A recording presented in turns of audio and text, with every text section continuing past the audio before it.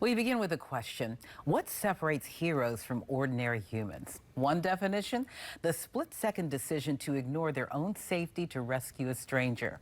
Today's everyday heroes played a role in stopping a near tragedy that unfolded before their very eyes.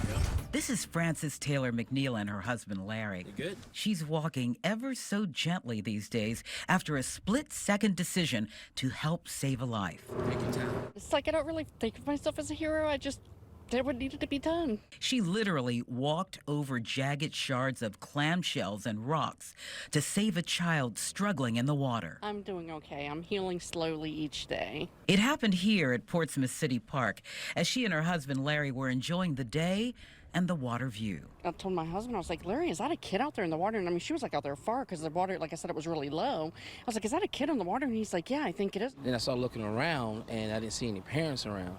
And then I was like, I don't think this looks right. He immediately got on the phone with 911. The child would start waving her arms around. At that moment, Frances took off like lightning and ran across all those seashells. Over the rocks and into the water, followed by Larry and two other bystanders. Frances got there first. I tugged her up and she wasn't breathing and she was just limp.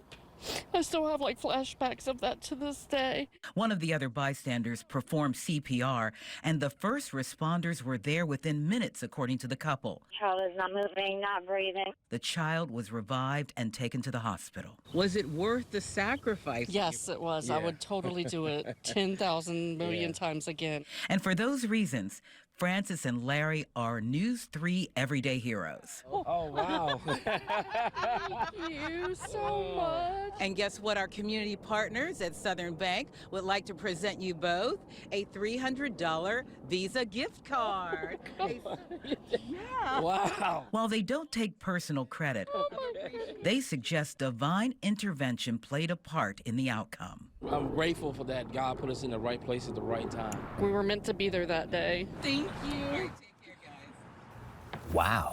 Yeah, well, you asked an important question, and yeah, the child made it.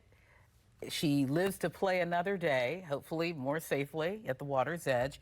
But it was a part of a collective of strangers, not just Larry and his wife, because there were two other bystanders who played a role in rescuing the child by performing CPR and actually carrying Frances on his back to safety because her feet were so cut up from the rocks and the clams that fourth person who was there pulled her from the water and walked her back to shore.